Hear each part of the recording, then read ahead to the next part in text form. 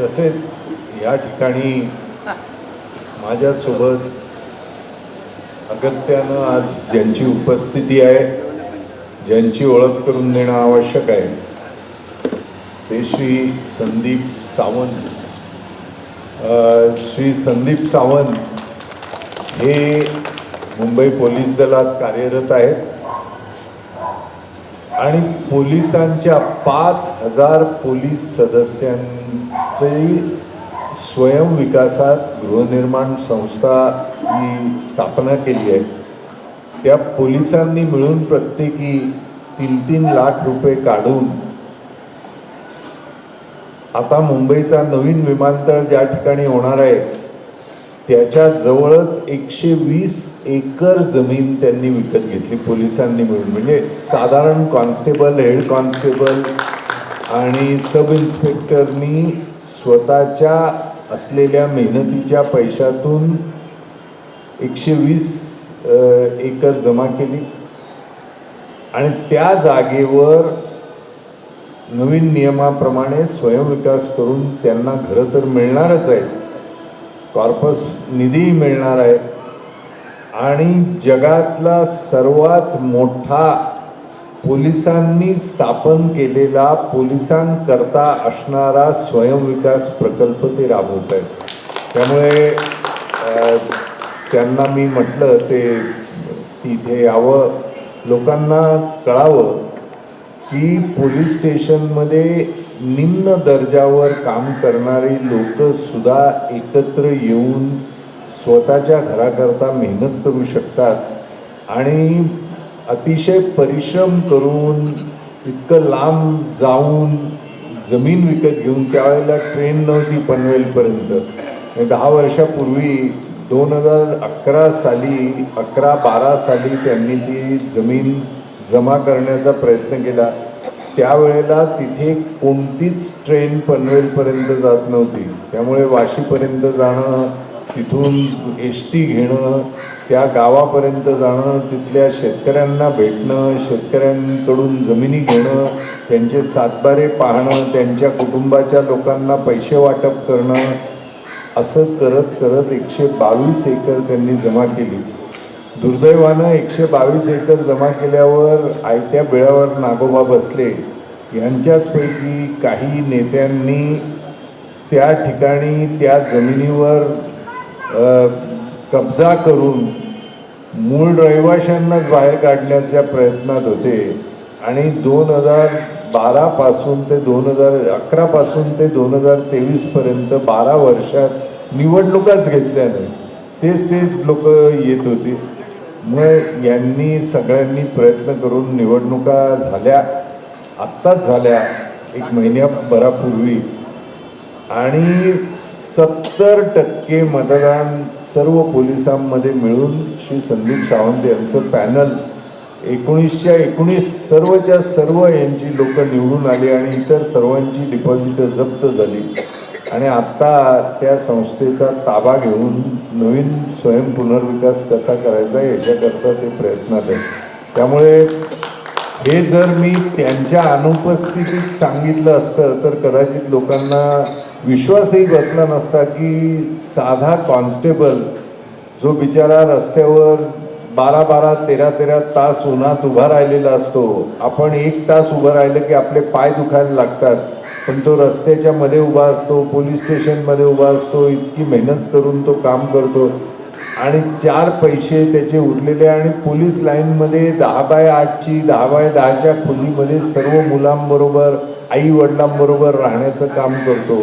अशा परिस्थितीतून त्यांनी पैसे काढले, जमीन विकत घेतली आणि त्या जमिनीचा आज त्यांना 645 2 बेडरूम हॉल किचनचं घर, त्यांना कोणतेही पैसे म्हणजे जमीन विकत घेण्याचे पैसे त्यांनी दिलेत, यावर कोणतेही पैसे न देताना स्वयंविकासात त्यांना मिळण्याची शक्यता आहे. आणि शेवटी या कॉन्स्टेबलना, त्यापैकी अनेक कॉन्स्टेबल 5,000 पैकी देवाघरी गेले, पण जे अनेक लोक रिटायर झाले, अनेक लोकांना लखवा मारलेला आहे, पण जे कोण आहेत त्यांना किंवा जे नसतील तरी त्यांच्या मुलांनाच घरं मिळण्याची आशा दिसते. तर ते त्यांचे प्रतिनिधी म्हणून या ठिकाणी संदीप सावंत येत आहेत. त्यांचे अध्यक्ष सचिव वगैरे हे आज खालापूरला DDRच्या ठिकाणी मीटिंग असल्यामुळे गेलेले आहेत. कदाचित तिथून ते येतील, पण येईपर्यंत खालापूरहून येणं म्हणजे किती उशीर होतो हे खालापूरला एकदा जाऊन खस्ता खाल्ल्या रस्त्यातले खड्डे पाहिल्यावर लक्षात येते. तर अशा पद्धतीनं मेहनत करणारी घरासाठी लोक आहेत. आपल्याला तर अशी मेहनत करावी लागली नाही. आपल्यापैकी अनेकांना आपल्या वडिलांची किंवा आजोबांची घरं आपल्याला मिळालेली आहेत फार मेहनत न करताना. त्यामुळे घराकरता मेहनत कशी करावी लागते आणि काय त्रास होतो ते फार कमी लोकांना माहीत आहे. काही वयोवृद्ध आहेत ज्यांना याविषयीची माहिती असेल. त्यामुळे साधी सोपी गोष्ट देखील आपल्या लक्षात येत नाही आणि आपल्याला नेहमी असं वाटतं की काय बिल्डर आहे, बिल्डरला द्यायचं, बिल्डर सगळं करून देईल. म्हणजे बिल्डर म्हणजे एक जादूगार आहे, त्याला देवाने आपल्या भल्यासाठी पाठवलेला आहे आणि तो आपल्याला पटकन जादूची छडी फिरवतो आणि घर देतो. पण वस्तुस्थिती अशी नाही. जादूगार एक होता, तो 5000 वर्षापूर्वी होता. त्याचं नाव श्रीकृष्ण. त्याने त्याच्या मित्राला सुदाम्याला घर बांधून दिलं, पण त्यानंतर कोणत्या सुदाम्याला काही घर मिळालंय असं मला वाटत नाही. श्रीकृष्णाच्या वेळेला झालेलं होतं. तर आजच्या काळामध्ये कोण बिल्डर काय करतो ती उदाहरणं जर दिली तर आपल्याला आश्चर्य वाटेल. तर मी कुठे लांबची उदाहरणं देत नाही, आपल्या जवळपासचीच उदाहरणं देतो. MP मिल कंपाऊंडमध्ये बिल्डर आणला, 75 मजल्याचे टावर उभे राहिले, पण मूळ रहिवाशांना मिळालेली घरं कोणी जाऊन पाहिली आहेत का? त्यातून 50% अधिक लोकांनी घरं विकून गेलेली आहेत. का विकून गेलेली आहे, त्यांची दशा काय आहे हे पहा. म्हणजे मेन बिल्डिंग ही खरी रिडेव्हलपमेंट आणि मूळ रहिवाशी हे सर्वंट क्वार्टर म्हणजे ज्या ठिकाणी आपण मालक त्या ठिकाणी आपण नोकर म्हणून त्या जागेवर राहायचं आणि मालक म्हणून जे कोट्यावधी रुपये पैसे देऊन बिल्डिंग घेणार. 80,000 रुपये पर स्क्वेअर फीट. आता तुम्हाला हिशेब देतो, म्हणजे MP मिल कंपाऊंडचाच हिशेब देतो आणि आपल्या भागामध्ये 3-4 इमारतींचा हिशेब देतो. म्हणजे आणि नंतर तुमच्या बिल्डिंगीमध्ये काय होईल त्याचा हिशेब इथे फळ्यावर आपण करणार आहोत. म्हणजे तुम्हाला त्याचा पूर्ण अंदाज येईल. पाण्याची वेळ झाली का? नाही तर अचानक मध्येच मी पाणी भरून येतो म्हणून सगळे जाणार आणि मला मग परत पाणी भरेपर्यंत वाट बघायला लागू नये म्हणून म्हणतो. कारण काही गोष्टी तुम्हाला समजावून सांगणं आवश्यक आहे आणि ते समजवायला थोडा वेळ जातो आणि ते नीटपणे समजावणं फार आवश्यक आहे. तर MP मिल कंपाऊंडमध्ये रेकॉर्डवर 4000 झोपडपट्ट्या दाखवल्या गेल्या. त्यापैकी बोगस किती होत्या काय होत्या या वादामध्ये मी जात नाही, पण बोगसही होत्या. आपण धरून चालू की 4000 झोपड्या होत्या. प्रत्येक झोपडपट्टीला घर आधी 225 आणि नंतर 300 अशा पद्धतीनं झोपडपट्टीच्या कायद्याप्रमाणे 300 कार्पेट एरिया. ह्याच्या आधी कार्पेट आणि बिल्टअप एरिया म्हणजे काय हे थोडक्यात आपण समजून घ्या. एखाद्या खोलीच्या आतमध्ये जाऊन त्या खोलीची लांबी रुंदी मोजायची. लांबी गुणिले रुंदी ही त्या खोलीचा कार्पेट एरिया. एखाद्या घरामध्ये 2 खोल्या असतील तर प्रत्येक खोलीची लांबी आणि रुंदी मोजायची. लांबी गुणिले रुंदी ही एका खोलीचा कार्पेट एरिया, लांबी गुणिले रुंदी ही दुसऱ्या खोलीचा कार्पेट एरिया, संडासाची लांबी गुणिले रुंदी ही संडासाचा कार्पेट एरिया. यात सर्व कार्पेट एरिया, पॅसेज असेल तर पॅसेजची लांबी गुणिले रुंदी हा पॅसेजचा कार्पेट एरिया. या सर्व कार्पेट एरियाची बेरीज जर केली तर जो आकडा येतो ते त्या खोलीचा कार्पेट एरिया. ह्याला कार्पेट एरिया असं म्हणतात. आता बिल्टअप एरिया म्हणजे काय? तीच खोली जर भिंतीसह त्याचं मोजमाप केलं तर त्याला त्या खोलीचा बिल्टअप एरिया असं म्हणतात. आता कार्पेट एरिया बदलत नाही, पण बिल्टअप एरिया त्याच कार्पेट एरियाचा बिल्टअप एरिया बदलू शकतो. कसं? तर उदाहरण म्हणून एक 10 बाय 10ची खोली आपण घेऊया. 10 बाय 10च्या खोलीच्या आतमध्ये तुम्ही गेलात आणि मोजली की 10 फूट बाय 10 फूट 100 फुटाची खोली. कार्पेट एरिया किती? तर 100 फूट. आता ह्या कार्पेट एरियाच्या 4 भिंती आहेत. तर प्रत्येक भिंत ही जर 4 इंचाची 6 इंचाची असेल भिंत, तर चारी बाजूनं 6-6 इंचाची भिंत म्हणजे 10 बाय 10ची खोली. पण भिंतीसह ती 11 बाय 11ची होते, म्हणजे त्याचा बिल्टअप एरिया 121 फुटाचा होतो. बरोबर? 10 बाय 10 कार्पेट एरिया, 100 फुटाच्या कार्पेट एरियाचा बिल्टअप एरिया जर भिंत 6 इंचाची असेल तर तो 11 फुटाचा होतो. तीच जर भिंत 9 इंचाची असेल, एका विटेची लांबी 9 इंचाची असते, तीच जर भिंत 9 इंचाची असेल तर त्या खोलीचा साईज 9 इंच अधिक 9 इंच म्हणजे 1.5 फूट म्हणजे 11.5 बाय 11.5 होते.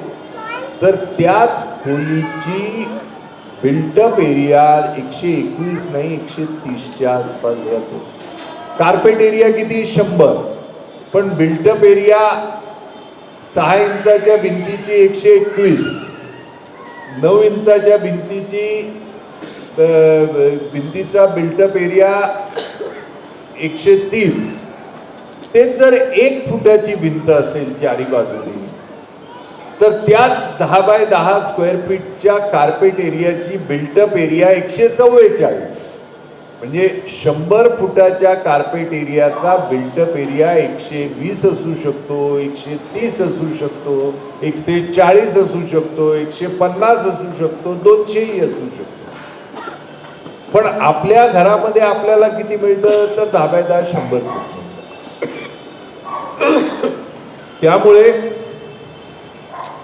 कार्पेट एरिया बदलत नाही. कार्पेट एरिया सत्य आहे, बिल्टअप एरिया अर्धसत्य आहे. त्यामुळे बिल्टअप एरिया म्हणजे बोलबच्चनगिरी असते. बिल्टअप एरियाची चर्चा कधीही करायची नाही, नेहमी कार्पेट एरियाची चर्चा करायची. हे मी तुम्हाला अशासाठी सांगितलं की MP मिल कंपाऊंडची बिल्टअप एरिया तुम्हाला समजून घेणं सोपं जाईल. तर कार्पेट एरिया 300 फूट, याची बिल्टअप एरिया MP मिल कंपाऊंडमध्ये 400 फूट दाखवली आणि त्या बिल्टअप एरियामध्ये घराच्या बाहेरचे पॅसेज पण जोडले, 450 फूट दाखवले. बालवाड्या दिल्या, क्रेश दिल्या, तर बिल्टअप एरिया 450 फूट प्रत्येकाचे दाखवले. का हे वाढवून दाखवले? लोकांना किती? 300 फूट मिळाले. पण बिल्टअप एरिया अधिक का वाढवले? तर SRAच्या कायद्याप्रमाणे 1 फूट जर झोपडपट्टी धारकाला दिलं तर 1 फूट विक्रीला मिळेल. तर कार्पेट एरिया 300 असलं तरी 450 बिल्टअप एरिया, 500 बिल्टअप एरिया लावून 4000 लोकांना बिल्टअप एरिया, 4000 गुणिले 500 किती होतो? 20 लाख फूट.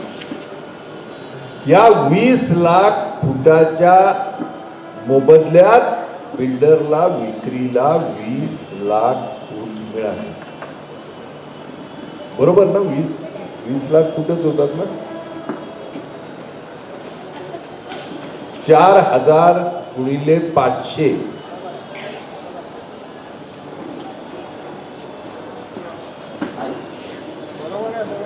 20 लाख फूट होतात. 20 लाख. तर त्याला विक्रीला 20 लाख फूट मिळाले. बिल्डरने किती मध्ये विक्री केली?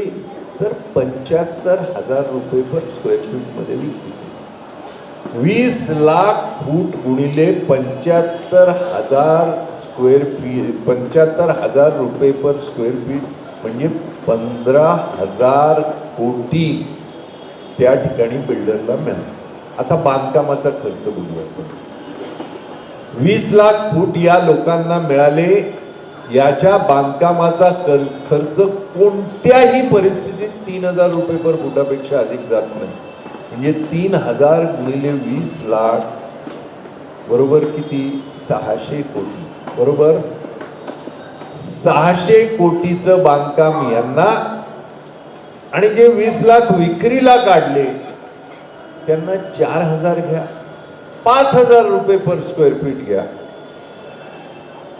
5,000 गुणिले 20,00,000 जरी धरले तरी 1,000 कोटी झाले. म्हणजे 600 कोटी यांचे, 1,000 कोटी विक्रीचे, भाडी वगैरे सगळं धरून आणखी 200 कोटी रुपये खर्च होईल. 300 धरा, 500 धरा, तरी 2,000 कोटीच्या वर एक पैसा खर्च होत नाही. 15,000 कोटी बिल्डरला मिळाले. आणि गरिबासाठी घर बांधतो म्हणून सांगितल्यामुळे सत्कर्म करत असल्या कारणाने इन्कम टॅक्सची माफी मिळाली. म्हणजे सामान्य माणूस नोकरी करून लाखभर रुपये कमाई केली तर त्यातून 30,000 रुपये इन्कम टॅक्सला द्यायला लागतं.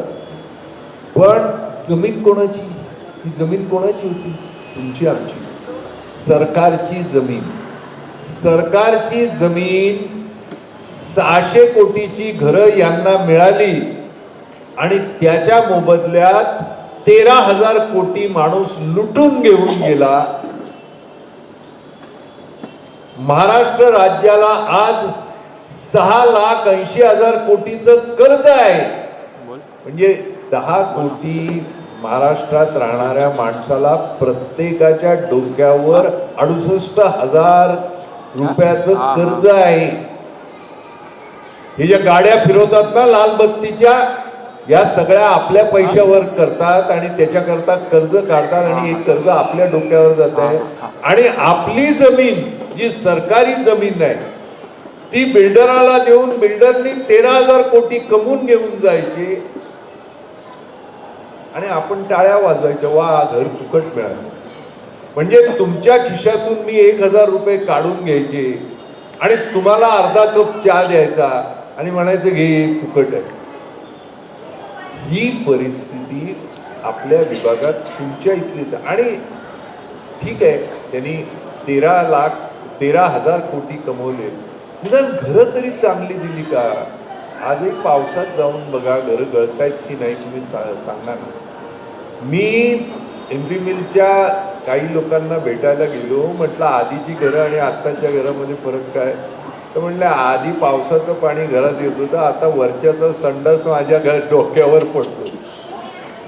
म्हणजे निदान पावसाचं पाणी तरी बरं होतं की एक टोप ठेवला की वरून गळलेलं पाणी ठेवत होतं. आज जे गळतंय ना ते त्यांनी केलेली शी माझ्या डोक्यावर गळते. लिफ्ट एकही नीट चालत नाही.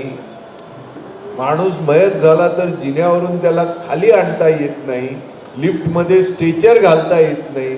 अशा पद्धतीची घरं तुम्हाला पाहिजे आहेत का? हे झालं MP मिल कंपाऊंड. जनता नगर त्याच्या शेजारी आहे, इथे जवळपास. आता आपण इथून सरळ गेलात की नाना चौकात बघा, DWard ऑफिसच्या इथे एक मोठी बिल्डिंग आहे. तिथे हरिनिवास नावाची चाळ होती. 475 रहिवासी त्या हरिनिवासमध्ये राहत होते. काही लोकांना माहीत आहे तिथे काही दारूचे अड्डे चांगले चालायचे. तर त्या माझा जन्मच चिखलवाडीत गेला, त्यामुळे हा एरिया मला अगदी जवळून माहीत आहे. मी लहानपणापासून हे सगळं जवळून पाहत आलेलो आहे. तर हरिनिवासमध्ये 475 रहिवासी राहत होते. सरकार दरबारी प्रश्न विचारला तर हरिनिवासच्या प्रत्येक रहिवाशाला त्याच्या म्हणजे जी त्याची पात्रता आहे त्या पात्रतेप्रमाणे त्याला घर मिळालेलं आहे असं त्या ठिकाणी रेकॉर्डवर आहे. म्हाडाच्या रेकॉर्डवर आहे, महानगरपालिकेच्या रेकॉर्ड आहे.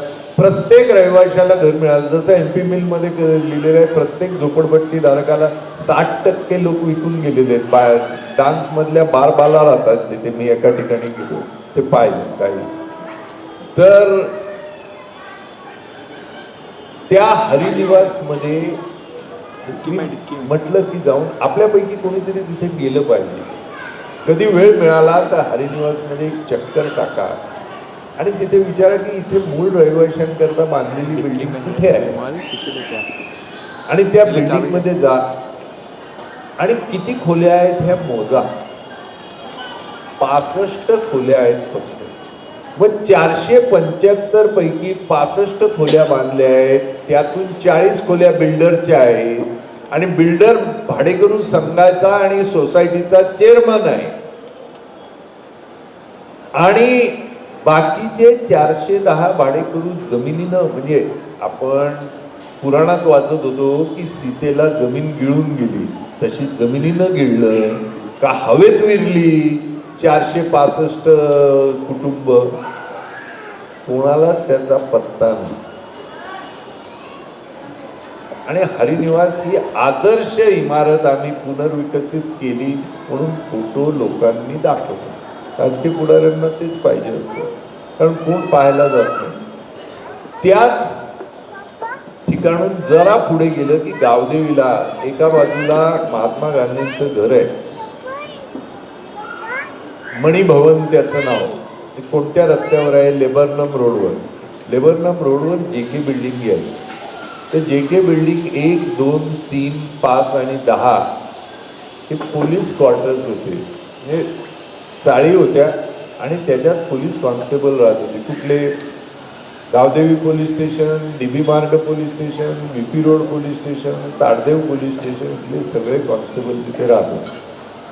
अचानक फतवा आला, पोलिसांना उत्तम घर देण्याची आवश्यकता आहे, 10 बाय 10च्या खोलीत पोलिसांनी राहणं हे बरोबर नाही, त्यामुळे त्यांना चांगलं घर दिलं पाहिजे म्हणून पोलिसांना सामानासह 51 लॉऱ्या आल्या आणि पोलिसांना उचलून गोरेगावला, कोणाला कांदिवलीला, कोणाला मुलुंडला, कुठे कुठे नेऊन त्यांना सोडलं. या बिल्डिंगीच्या ठिकाणी त्या बिल्डिंगी पाडल्या आणि त्या बिल्डिंगीच्या ठिकाणी 35 मजल्याची एंटरप्राइज अपार्टमेंट अशी अपार्टमेंट राहिलेली आहे. कधी जाऊन विचारा ना, एका पोलिसाला घर दिलंय का? एकाही भाडेकरूला घर मिळालेलं नाही. हे तुमच्यापासून लांब नाही.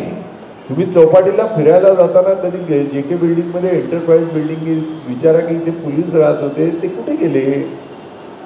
रेकॉर्डवर सर्व पोलिसांना त्या बिल्डिंगीत सामावून घेतल्याचं रेकॉर्ड केलेलं आहे. मग आम्ही विचारलं की हरिनिवास मधले 475 पैकी 65 खोल्या तुम्ही बांधल्यात, बाकी 410 गेले कुठे? तर 55 मजल्याची श्रीपती टावर आहे, त्याच्यात त्यांना आम्ही सामावून घेतले म्हणून. म्हणजे सिंगल रूम मधले राहणाऱ्या भाडेकरूला 1150 स्क्वेअर फीटच्या फ्लॅटमध्ये फुकट त्यांनी राहायला दिलं असं तो दाखवतो आणि त्याने सांगायचं आणि आपण विश्वास ठेवायचा. हे मुंबईभर चाललेलं आहे. नाना चौकातून भाटिया हॉस्पिटलकडे येताना एका बाजूला इन्कम टॅक्सचं ऑफिस आहे, त्याच्या समोर एक गल्ली आहे बघा छोटी, एक मोठा बंगला आहे एडनवालाचा बंगला. त्या एडनवालाचा बंगला आणि पारशी कॉलनीच्या मध्ये एक छोटीशी गल्ली आहे. त्या गल्लीमध्ये प्रेम भुवन नावाची चाळ होती, 65 भाडेकरू राहत होते. बंदुकी घेऊन रात्री आल्या आणि सगळ्यांना पकडून बसीमध्ये टाकले, जितके पैसे दिले तितके घेतले, ती बिल्डिंग तोडली. आता त्या ठिकाणी काहीतरी अपार्टमेंट आले, एकाही भाडेकरूला घर मिळालेलं नाही. म्हणजे हे मुंबई खाली करण्याचं कारस्थान आहे. पुनर्विकासाचं गोड नाव देऊन मुंबई खाली बिल्डर करतायत आणि बिल्डरांचे लागेबंदे राजकीय पुढारी आणि राजकीय नेत्यांशी इतके आहेत की गाव तिथे भानगडी, तसा पक्ष तिथे बिल्डर. अगदी कोणत्याही ठिकाणी पुनर्विकास होत असेल तर त्याच्या समोर फुटपाथवर बसणाऱ्या एखाद्या शेंबड्या पोराला बोलवून विचारलं की या इमारतीच्या बांधकामामागे कोणता नेता आहे, तर तो त्या नेत्याचंच नाव सांगेल. प्रत्येक पक्षाचे आपापले बिल्डर लोक आहेत. एक काळ असा होता की ज्या वेळेला बिल्डर राजकीय पुढाऱ्यांना पैसे देत होते. हळूहळू काळ असा झाला की राजकीय पुढाऱ्यांकडे इतका पैसा झाला की राजकीय पुढारीच बिल्डरला पैसे द्यायला लागले की माझे पैसे गुंतवून कर आणि ते वाढवून दे. काही दिवसांनी राजकीय पुढाऱ्यांना वाटायला लागलं की बाबा एवढे माझेच पैसे घेऊन हा मोठा होतोय, मग मी का होऊ नये.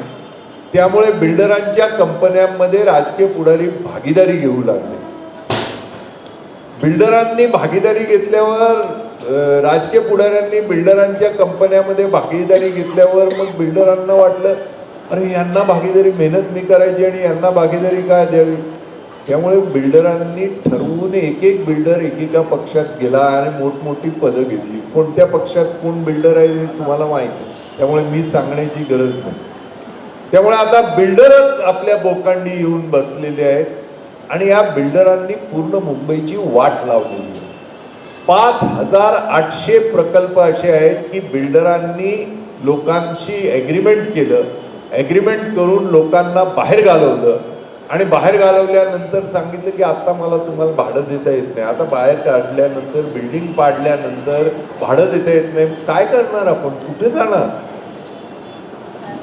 मग काय शेवटी बिल्डर जे देतो ते घेऊन जा बाबा भाईंदरला कुठे ना कुठेतरी. अशा पद्धतीनं मुंबई खाली करण्याची सुपारी अनेक लोकांनी घेतलेली आहे. काही लोक तर धरून राहिले जे लढले ते, पण जे कमकुवत होते ते अशा पद्धतीनं पळून गेले. हे आपल्या इथे व्हायचं करायचं का, हा खरा प्रश्न आहे. जर तुम्हाला वाटत असेल की हे करायचं नाही, आमची लूट थांबवली पाहिजे. बिल्डर मोठा आहे, ब्रिटिश पण मोठे होते हो. ब्रिटिशांनी पण रेल्वे लाईन केली, ब्रिटिशांनी बॉम्बे सेंट्रल स्टेशन बांधलं, ब्रिटिशांनी आपल्या लोकांना हमाल म्हणून तिथे कामाला लावलं, ब्रिटिशांनी विटी बांधली, ब्रिटिशांनी महानगरपालिकेची इमारत बांधली, ब्रिटिशांनी फोर्ट बांधलं, ब्रिटिशांनी अख्खी मुंबई बांधली. मग आपण का बरं ब्रिटिशांना काढून आपलं राज्य आणलं इथे. ब्रिटिश करत होते ना, मग मायबाप सरकार म्हणून ब्रिटिशांच्या पाया आपण का नाही पडलो. अशासाठी की ही माझी जागा आहे, इथे तू कोण मला लुटणारा, तू माझ्या जागेतून दूर हो. माझ्या जागेवर जे काय मिळेल ते मी मिळवेन, कमी असेल जास्त असेल ते माझं असेल. मला परक्या उपऱ्यानी येऊन इथे माझ्या जागेवर मी काय करावं हे शिकवणारा तू कोण, हे सांगण्याची हिम्मत महात्मा गांधींमध्ये होती. आणि म्हणून आपण ब्रिटिशांना हाकलले. एरवी ते आपल्याला पाहिजे ते देत होते. तसंच आज बिल्डर आपल्याला देतात. लोकांना नवरात्रीमध्ये बॅनर बिल्डरचे, गणपतीमध्ये डोनेशन बिल्डरचे, क्रिकेट मॅच झाली की ट्रॉफी बिल्डरनी आणून द्यायची, मुलांना टी शर्ट बिल्डरचे, गोविंद्यामध्ये सर्व मुलांचे टी शर्ट कपडे खाणं पिणं हे बिल्डरचं, गाड्या बिल्डरच्या. त्यामुळे आपण आपल्या सगळ्या गोष्टी बिल्डरांना गहाण ठेवलेल्या आहेत.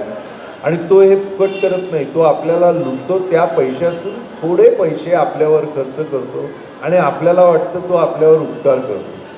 असे उपकार तुम्हाला करून घ्यायचे असतील तर तुम्ही खुशाल करा, माझी काही अडचण नाही. पण तुम्हाला वाटत असेल की आपला देश स्वतंत्र झाला हा आपल्याला ब्रिटिशांनी लुटू नये म्हणून, पण स्वतंत्र भारतात देखील आपली लूट ही बिल्डर करतायत, ही लूट आम्ही थांबवणार, असं जर तुम्हाला वाटत असेल तर बिल्डरांच्या भानगडीत पडू नका. हे सांगण्यासाठी मी आज या ठिकाणी आलेलो आहे. पडणार का तुम्ही बिल्डरांच्या भानगडीत, सांगा ना. मग आता नाहीतर सांगा की नाही आम्हाला बिल्डरकडेच जायचं, मी निघतो बाबा, मला काय करायचं आहे इथे तुमच्यासमोर काहीतरी व्याख्यान करण्याची मला हौस नाही. कारण मी 5000 ठिकाणी मला लोकांनी बोलवलं आणि त्याच्यात मला खूप लोक करतात, माझ्याकडे खूप काम आहे. पोलिसांना आता 5000 लोकांना घरं बांधून द्यायची आहे, त्यांना मदत करायची. तर बिल्डरांची योजना समजून घेण्यासाठी काही गैरसमज आपल्या डोक्यातून घालवायला पाहिजे. गैरसमज आपले असतात, कारण आपल्यापैकी अनेकांना वाटतं की आपल्याला सगळं कळतं. 4 चोपड्या शिकल्या की दुनियेतल्या सगळ्या गोष्टी मला कळल्या असं अनेकांना वाटतं. आता मी आर्किटेक्टचा प्रोफेसर आहे, अनेक वर्ष शिकवतो, पेपर सेट करतो, करेक्ट करतो, मला ह्या विषयातलं ज्ञान आहे. पण उद्या एखादा डॉक्टर ऑपरेशन करत असताना हे तू बरोबर ऑपरेशन करत नाही, असं कर, असं मी सांगायला गेलो तर. त्यामुळे ज्याला ज्याचं ज्ञान आहे त्याचं ज्ञान त्याच्याकडून घ्यावं, ज्याचं ज्ञान नाही त्याच्यात आपल्याला सगळं कळतंय हे दाखवण्याची फार घाणेरडी सवय आपल्यामध्ये असते. आणि एखाद्याने सांगितलं की तुम्हाला हे कळत नाही, तर आपल्याला वाटतं की आपल्याला शिवीच दिली. नाही हो तुम्हाला हे कळत, तर आपल्याला त्याच्या इतकी मोठी शिवी आपल्याला कोणी दिली नाही असं आपल्याला वाटत असतं. कळत नाही, मला म्हणतो कळत नाही, सगळं कळतं मला, असं प्रत्येकाला वाटतं. त्यामुळे तुम्हाला माहीत नाही हे सांगणं भारतामध्ये सगळ्यात मोठा गुन्हा आहे. शिव्या देण्यापेक्षा मोठा गुन्हा आहे. हो साहेब तुम्हाला कळत नाही, तुम्ही मला कळत नाही म्हणता म्हणजे तुम्ही देशद्रोही आहात. म्हणजे तुम्हाला कळत नाही सांगितलं म्हणजे देशद्रोह असं अनेकांना वाटत असतं. तर गैरसमज आपल्या डोक्यामध्ये का घालवावे? साध्या क्षुल्लक कारणासाठी प्रश्नाचं उत्तर आपण चुकीचं देत असतो, कारण ते उत्तर चुकीचं आहे आपल्याला माहीत नसतं.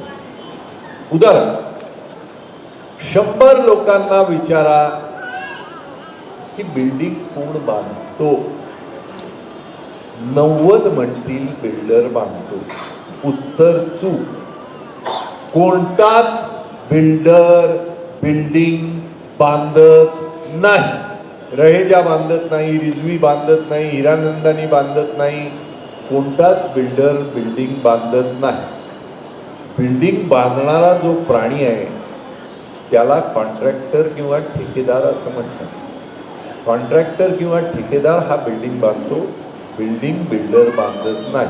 त्यामुळे बिल्डिंग बांधण्यासाठी आपल्याला बिल्डरकडे गेलं पाहिजे हे डोक्यात ज्यांच्या आहे ना, ते अतिहुशार लोकांनी ह्या गोष्टी आपल्या डोक्यातून काढून टाकावं.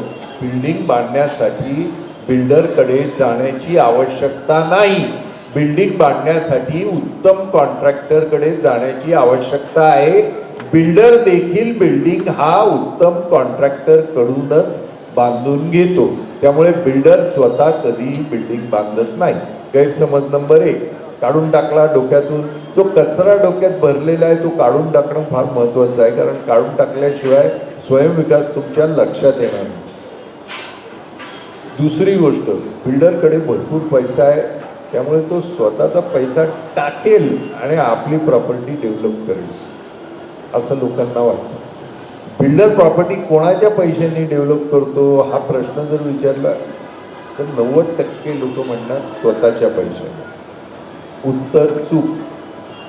कोणताच बिल्डर स्वतःच्या पैशाने प्रॉपर्टी डेव्हलप करत नाही. मग तो काय करतो? आपल्याकडून संमती घेतो आणि संमती पत्र घेतल्यानंतर पॉवर ऑफ अटर्नी घेतो. म्हणजे विचार करा, इतकी वर्ष तुम्ही इथे राहताय, तुमच्या जागेची, तुमच्या हक्काची, तुमच्या टेनन्सीची पॉवर ऑफ अटर्नी म्हणजे तुमचे सर्व अधिकार तुम्ही त्याला देता आणि ते पॉवर ऑफ अटर्नी तो बाजारात तारण ठेवतो आणि त्याच्या अगेन्स्ट तो पैसे उचलतो. त्यामुळे तो स्वतःच्या खिशातले पैसे टाकतो असं कोणाला जर वाटत असेल तर ते चुकीचं आहे. कोणताच बिल्डर स्वतःच्या खिशातले पैसे टाकत नाही. कोणत्याही बिल्डरची बॅलन्स शीट पहा, त्याचे ॲसेट्स म्हणजे ॲसेट्सना मराठीतून काय म्हणतात, त्याची जे प्रॉपर्टी आहे त्याची किंमत आणि त्याने घेतलेल्या कर्जाची किंमत जर आपण पाहिली तर कर्ज नेहमी ॲसेट्सपेक्षा अधिक असेल. हे सर्व बिल्डरच्या बॅलन्स शीटमध्ये तुम्ही दिसता, पण आपण बॅलन्स शीट पाहत नाही. बॅलन्स शीट इंटरनेटवर प्रत्येक बिल्डरचा जो रजिस्टर्ड आहे स्टॉक एक्सचेंजमध्ये त्याची बॅलन्स शीट आपल्याला मिळतं. मग बिल्डर पैसे कोणाकडून घेतो? तर बिल्डर पैसे व्हेंचर कॅपिटल फंडकडून घेतो. बिल्डर पैसे अल्ट्रा हाय नेटवर्थ इंडिव्हिज्युअलकडून घेतो.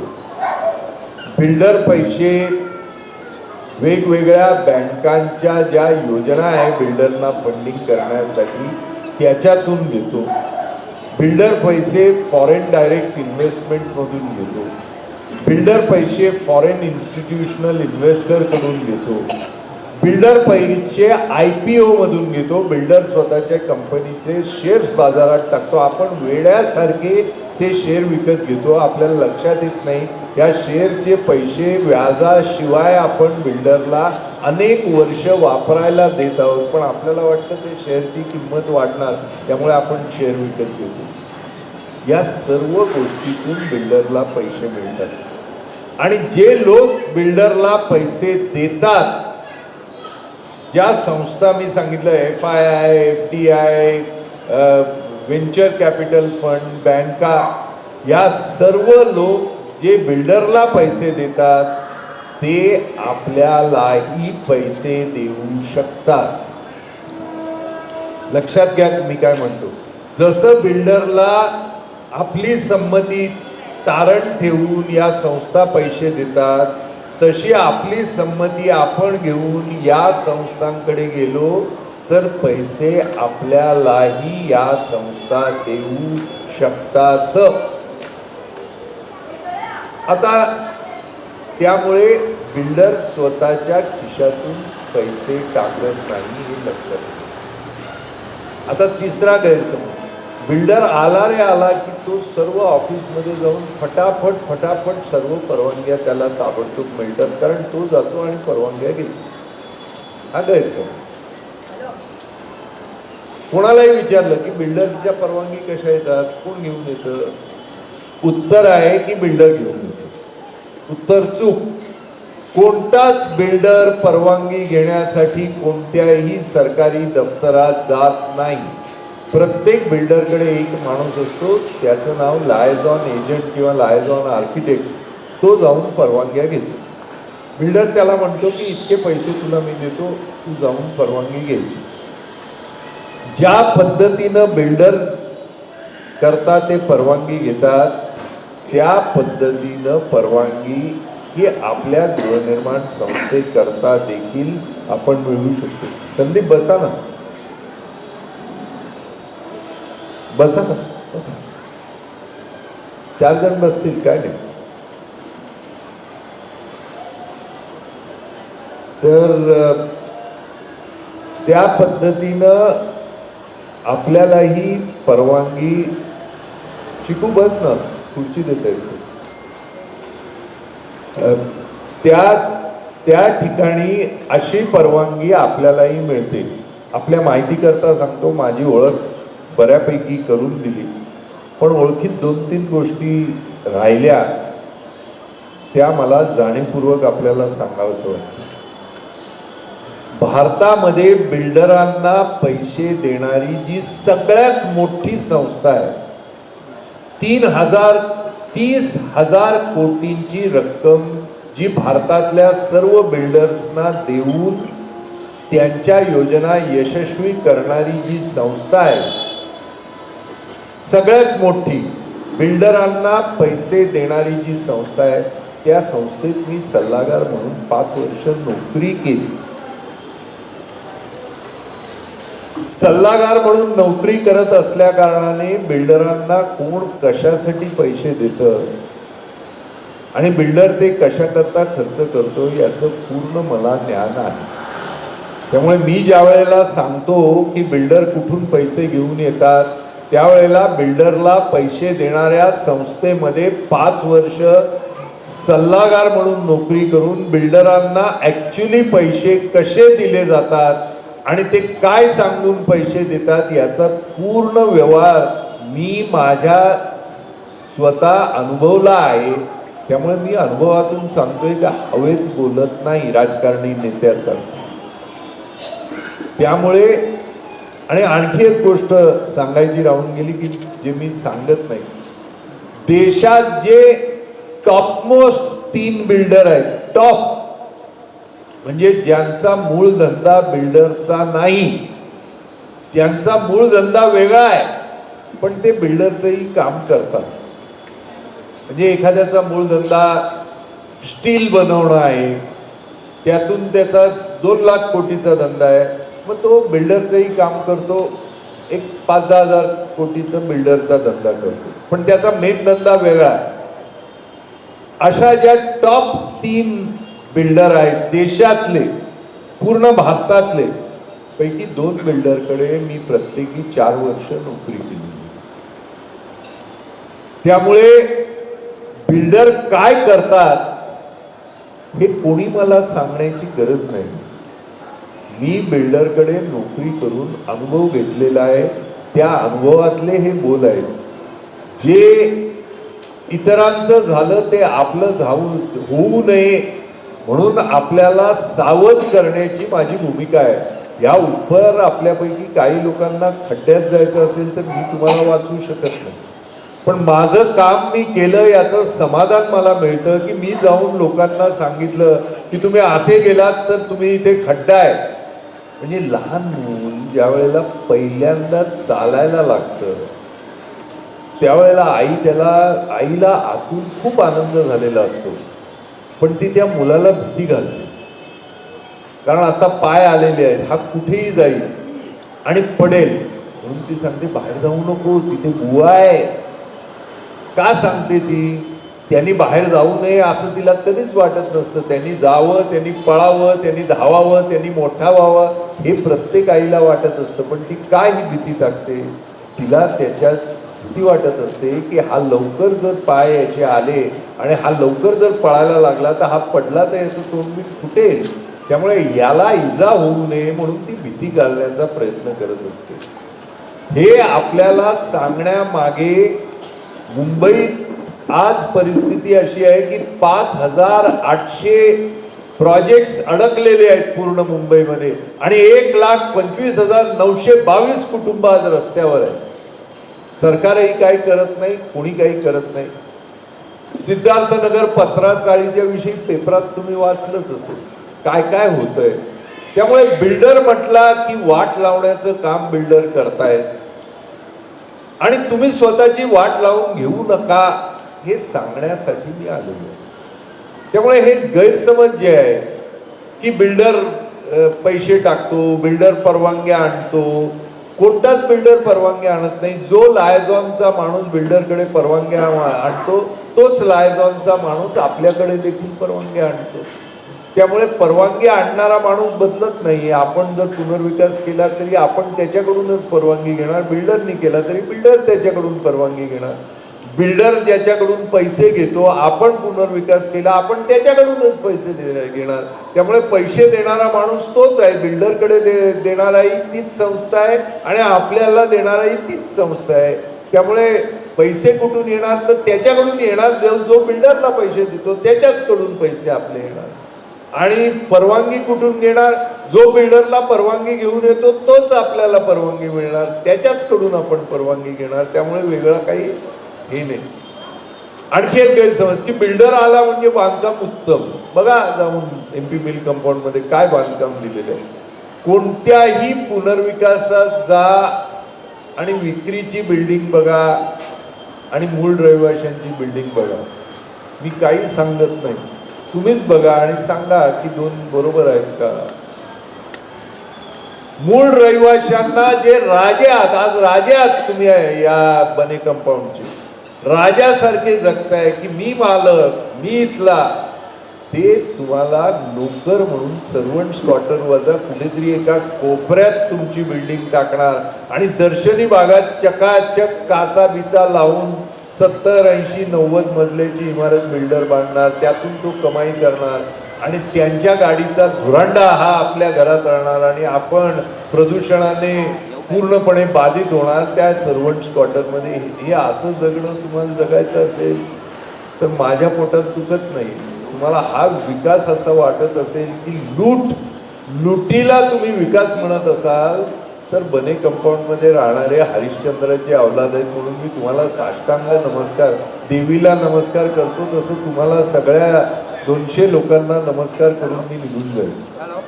पण तुम्हाला जर स्वतःच्या अधिकाराकरता, हक्काकरता लढून जे तुम्हाला मिळेल ते तुम्हाला मिळवायचं असेल तर स्वयंविकास हाच एक मार्ग आहे. आणि स्वयंविकासाच्या मार्गानं जे जे लोक गेलेली आहेत त्यांचा फरक बघा. तुम्हाला केवळ 2 किंवा 3 उदाहरणं देतो, जास्त उदाहरणं देत नाही. चेंबूरला टिळकनगर स्टेशनला आपण उतरलात की पूर्वेला उतरलात की चित्रा सोसायटी नावाची सोसायटी आहे. 400 फुटाची घरं प्रत्येकाला. आधी बिल्डरकडे गेले, बिल्डरांनी कोणी 450 देऊ केले, कोणी 550 देऊ केले, कोणी 500 देऊ केले. लोकांना वाटलं की साक्षात ब्रह्मदेव पृथ्वीवर उतरलेला आहे की 400च्या ठिकाणी 500 देतो. अरे 100 फूट म्हणजे काय, आपलं इतकं भलं होत आहे बिल्डरच्या माध्यमातून. तर काही लोक माझ्याकडे आले, म्हटलं जास्तीत जास्त बिल्डर किती देणार, तर म्हणाले 510 520. तो बिल्डर 520 अनाऊन्स करायला आला, यांनी JCB आणली आणि झेंडूची फुलं बिल्डरवर अशी उधळली मशीन मधून, रस्त्यावर सगळी झेंडूचा सडा पडला की जणू काही देवच आलाय. माझ्याकडे आला, म्हटलं हे चांगलं आहे बाबा, 525 मध्ये तुम्ही हे करताय, जर स्वयंविकास केला तर तुम्हाला याच्यापेक्षा अधिक मिळेल हे तुम्हाला कधी कळलं नाही का. तर त्यातला एक म्हणाला आमचं चांगलं होतंय तुम्हाला बघवत नाही. म्हटलं नाही बाबा, तुम्हाला जर असं वाटत असेल तर मला नका भेटू. म्हणा चला रे, आपण इथे बसायचं नाही. आपल्याला चांगला बिल्डर मिळालेला असताना प्रभूसाहेब असं म्हणतात. म्हटलं निघा बाबा तुम्ही. ते गेले. पण तो जो माणूस जो माझ्याकडे घेऊन आला ना, तो त्यांना त्रास देत होता की नाही नाही प्रभूसाहेबांचं तुम्ही ऐकूनच घेतलं. परत 2 महिन्याने आले.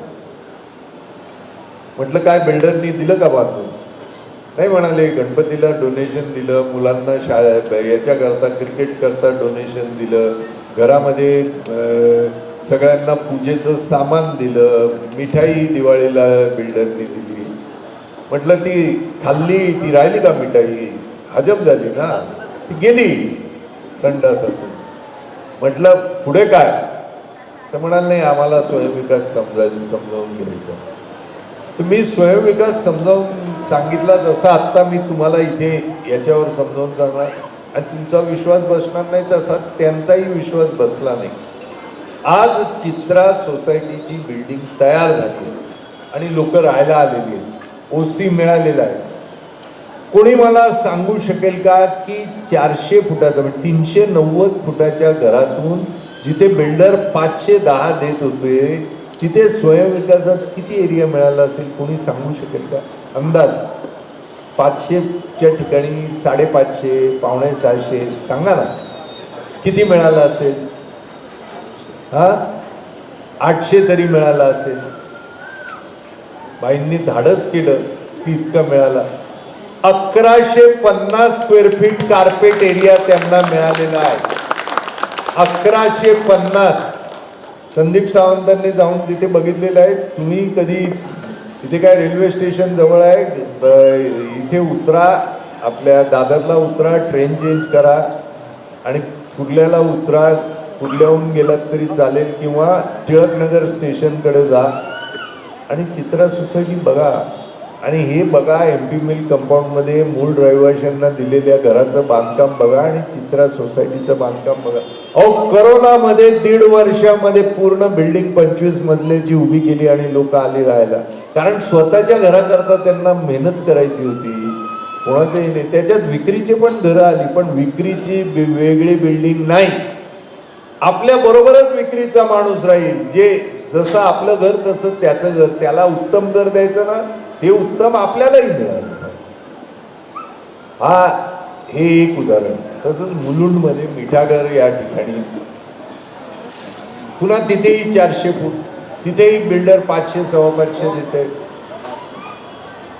ते म्हणाले की आम्हाला कोणत्याही बँकेकडे जायचं नाही, प्रभूसाहेब आम्हाला मार्ग द्या. म्हटलं आहे मार्ग काढून दिला. आज 24 मजल्याची त्यांची बिल्डिंग पूर्ण झाली आणि ते राहायला आलेले आहेत. Purvarang cooperative housing society, Mithagar road, Mulund east, 400च्या ठिकाणी त्यांना 980 स्क्वेअर फीट कार्पेट एरिया मिळालेला आहे. हे काय मी जादू केली का, किंवा मी त्यांच्याकडून काही पैसे घेतले का? ही सर्व मदत करण्याकरता चित्रा सोसायटी असेल, पूर्वरंग असेल, जितक्या सोसायटीमध्ये स्वयंविकास झालेला आहे, एकाही सोसायटीकडून मी एक पैसा देखील घेतलेला नाही.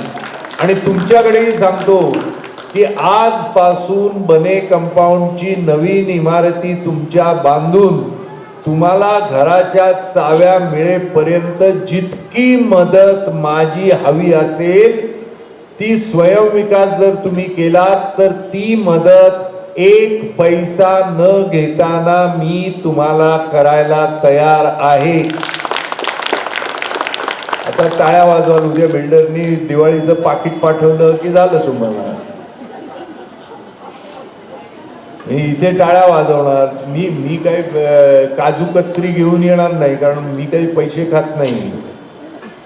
पैसे खाणारे लोक तुम्हाला लुटून, तुमच्याच पैशातून तुम्हाला लुटून तुम्हाला हे करणारी लोक, ही लोकांना अशी खोटं बोलणारी, लबाड बोलणारी, चिटिंग करणाऱ्या लोकांवर ताबडतोब विश्वास असतो. आणि काही लोकांना आनंद असतो की आपल्या शेजाऱ्यांनी जर 50 रुपये दिले नाही ना तर त्याला 50 वेळा सांगणार, 50 रुपये द्यायचे आहेत भरव्या, तुम्हाला इतक्या दिवसापासून पैसे दिले नाही. पण एखादा आपल्याला पैसेवाला लुटून गेला ना तर त्याला विचारणार नाही. का विचारणार? अरे तो एवढा पैसेवाला आहे, त्याला कसं विचार? म्हणजे पैसेवाल्या माणसाला लुटण्याचा नेहमी अधिकार असतो असं हे वाटतं. माझा एक मित्र आहे बरं का, तो माझा मित्र कधी आयुष्यात त्यांनी कोणाला चहा पाजली नाही.